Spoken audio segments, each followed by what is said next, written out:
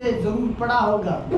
मत्ती के इंजील 25 अध्याय में 10 कुंवारियों का जिक्र आता है कि 10 कुंवारियों में से 5 कुंवारियां जो थी वो बुद्धिमान थी और 5 कुंवारियां जो थी वो निर्बुद्ध थी। जो बुद्धिमान थी वो धुल्ले के साथ चली जाती हैं, जो निर्बुद्ध थी वो अपने ही समय को बर्बाद करती हुई संसार में ही रह जाती हैं। खुदावन आगे फिर बताता है, अवसर को बहुमूल्य समझो क्योंकि दिन बहुत ही बुरे हैं। आज हम बहुत ही बुरे बेदिन ज़माने में अपना जीवन बसर कर रहे हैं। खुदावंद प्रभु यीशु मसीह नासरी ने भी कहा कि अंतिम समय भी ऐसा ही होगा जैसे हजरत नबी नूह के समय में बहुत ही बुरा ज़माना था। लोग खुदावंद को भूल चुके थे। खुदावंद को प्यार करने की बजाय माया को, पैसे को, धन को, दौलत को, अपनेपन को, खुदगर्जी को प्यार करते थे। खुदावंद को भूल चुके थे। इसलिए आगे जाके हम देखते हैं, वहां पर लिखा है, इस कारण तुम समझो, अवसर को बहुमूल्य समझो क्योंकि दिन बुरे हैं। इस कारण निर्बुद्धि न हो पर ध्यान से समझो कि प्रभु की इच्छा क्या है। आजकल संसार में हम अपनी इच्छा नहीं समझ सकते कि हम क्या करना चाहते हैं, हमें क्या करना चाहिए, हमें क्या करना है। पर यहाँ पर वचन कह रहा है, तुम प्रभु की इच्छा को समझो कि प्रभु की इच्छा क्या है। आज मैं 3 बातों का जिक्र पवित्र बाइबल में से करना चाहता हूँ कि खुदावंद की इंसान के लिए इच्छा क्या है। थिस्सलुनी को एक खत 5 अध्याय उसकी 16 आयत में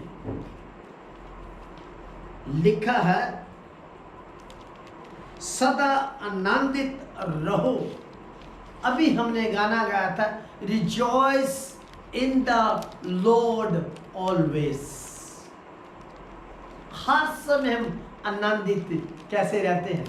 बहुत से जब मैं फैमिलीज में जाता हूँ प्रार्थना करने के लिए, या किसी भाई से, किसी बहनों से, या चर्च मेंबरों से मिलता हूँ, किसी विश्वासियों से मिलता हूँ और दोस्तों मित्रों से मिलता हूँ, तो मुझे एक ही बात कहते पास्टर जी आप हमेशा खुश रहते हैं, मुस्कुराते रहते हैं, क्योंकि मेरी लाइफ थोड़ी जॉली टाइप भी है। It's good to rejoice in the Lord always.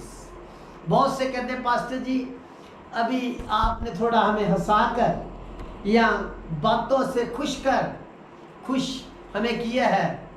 जो हमारी ज़िंदगी में परेशानियाँ थी, आधी बीमारी तो चली गई है। जब प्रार्थना करेंगे तो जो बीमारी है जड़ से निकल जाएगी। Rejoice in the Lord always. आमीन। हम प्रभु में आनंद कैसे पाते हैं? हम प्रभु में ही आनंद क्यों पाते हैं? सबसे पहली बात वचन में लिखा है, धन्य है जिसके पाप क्या क्या कर दिए गए हैं, क्षमा किए गए हैं। जो प्रभु यीशु मसीह में रहते हैं तो हमारी कमियाँ, हमारी कमजोरियाँ, हमारी अखामी, हमारी अकौलन, हमारे फेलन, हमारे आराधन गुनाह गलतियाँ जो हैं, हम खुदावंद के पुत्र यीशु मसीह के पास लेकर जाते हैं तो हमें क्या करता है, क्षमा करता है। जब हमें क्षमा करता है तो हम भी अपने बहनों को, अपने भाइयों को, अपने दुश्मनों को क्या करते हैं, क्षमा करते हैं। तो हमारी जिंदगी में एक आनंद आता है जो प्रभु की इच्छा है कि हम आनंद करें। Rejoice in the Lord always, again I से रिजॉइस। दूसरी बात, जब हम आनंद करते हैं तो तो बहुत सारे सवाल करते, पास्टर एक घर में सोग हो रहा हो, घर में परेशानी, तो खुश कैसे रह सकते हैं? तो मुझे दाऊद की बात याद आती है, जब कब उसका पुत्र गुजर जाता है तो तभी अपनी पोशाक वो पहन लेता है, जो प्रार्थना में शोक के द्वारा दुआ कर रहा था, उपवास रखकर उसने उपवास भी तोड़ लिया, अपनी पोशाक भी पहन ली और अपने तख्त पर बैठकर जाकर कहता है, अब मुझे आनंद है कि प्रभु की इच्छा जो है वो ही पूरी हुई है। जो मेरा पुत्र संसार में से चला गया है वो वापस नहीं आएगा मेरे पास, अब मैंने उधर को जाना है, और जब तक मेरी जिंदगी है मैं प्रभु में आनंदित रहूँगा, खुश रहूँगा। जब प्रभु में खुश रहते हैं तो हमारा वैरी दुश्मन जो शैतान है वो भी हैरान हो जाता है और परेशान हो जाता है। दूसरी बात जो खुदावंद की इच्छा है, कहता है कि निरंतर प्रार्थना में लगे रहो, प्रे विदाउट सीजिंग, हर समय दुआ करते रहो, हर समय प्रार्थना में लगे रहो। बहुत से कहते हैं पास्टर साहब हम हर समय दुआ कैसे कर सकते हैं? क्योंकि जो दानियल था 3 बार प्रार्थना करता था दिन में, और जो दाऊद था उसने जिक्र किया मैं 7 बार प्रार्थना करता